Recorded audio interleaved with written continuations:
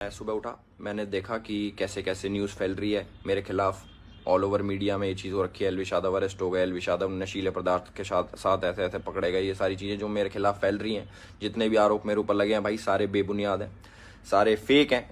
1% भी इनमें सच्चाई नहीं है। मैं पूरा सहयोग करने के लिए तैयार हूँ यूपी पुलिस के साथ, और मैं रिक्वेस्ट करूँगा यूपी पुलिस को, पूरे प्रशासन को, माननीय मुख्यमंत्री जी योगी आदित्यनाथ जी को, कि मेरी 1% भी 0.1% भी अगर इस चीज़ में इन्वॉल्वमेंट मिल जाती है, मैं सारी जिम्मेदारी लेने को तैयार हूँ।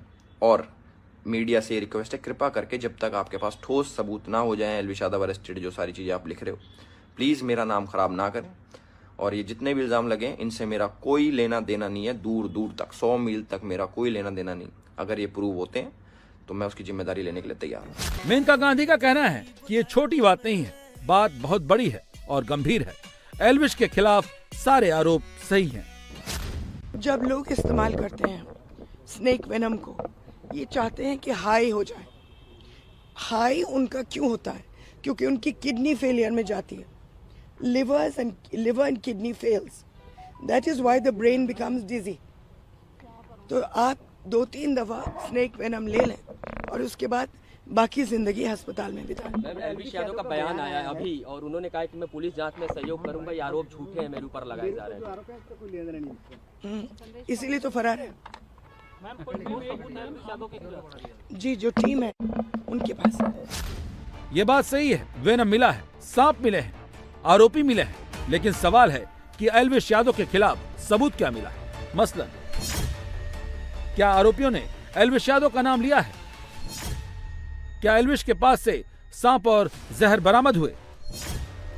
क्या एलविश की कॉल डिटेल में आरोपियों का नाम मिला?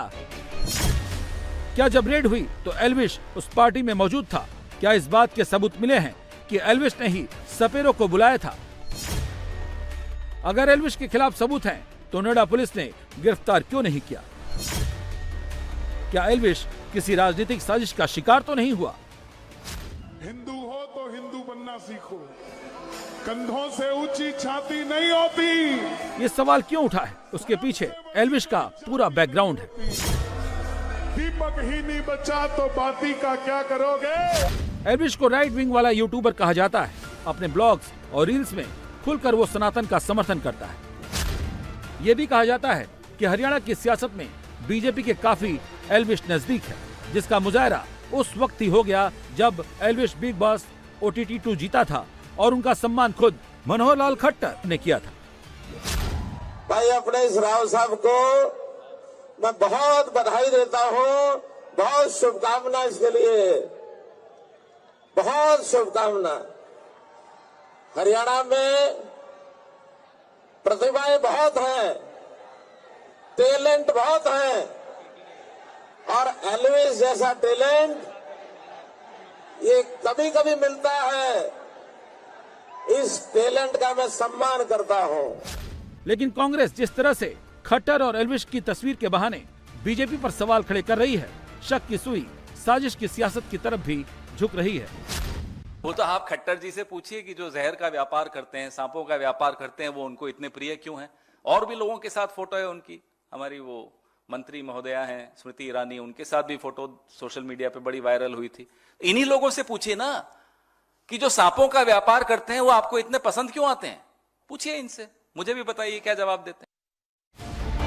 अब सवाल है कि एलविश यादव के आरोप पर हरियाणा की सियासत क्यों गर्मा गई है? उसकी वजह कई है, जिसमें सबसे अहम है एलविश की जबरदस्त फैन फॉलोइंग। यूट्यूब पर एलविश के 1,40,00,000 सब्सक्राइबर हैं। ब्लॉग्स पर 7.5 मिलियन सब्सक्राइबर हैं। इंस्टाग्राम पर फॉलोअर्स की संख्या 1,60,00,000 है। यादव जाति से आते हैं और हरियाणा में 16% यादव वोटर हैं, जो अब तक बीजेपी के वोट बैंक माने जाते हैं। अब एलविश को लेकर सियासत क्यों हो रही है, समझना मुश्किल नहीं है। इसीलिए आरोपियों के घर वाले कह रहे हैं एलविश को तो वो जानते ही नहीं है। घर वालों का कहना है कि सियासी साजिश में उनके लोगों को फंसाया गया है। कौन आपके रिलेटिव है यहाँ पर? जी, रविनाथ। क्या लगते हैं आपके? मेरे हस्बैंड है। तो पुलिस ने उनको पकड़ा है, सांप उनके पास से बरामद हुए हैं? नहीं जी, सांप उनके पास नहीं थे, वो ढोल बजाते हैं, और जो और लोग हैं वो बीन बजाते हैं, कोई वो तुम्बा होता है वो बजाते हैं। वो लोग वो लेके आए थे, सांप नहीं लेके आए थे।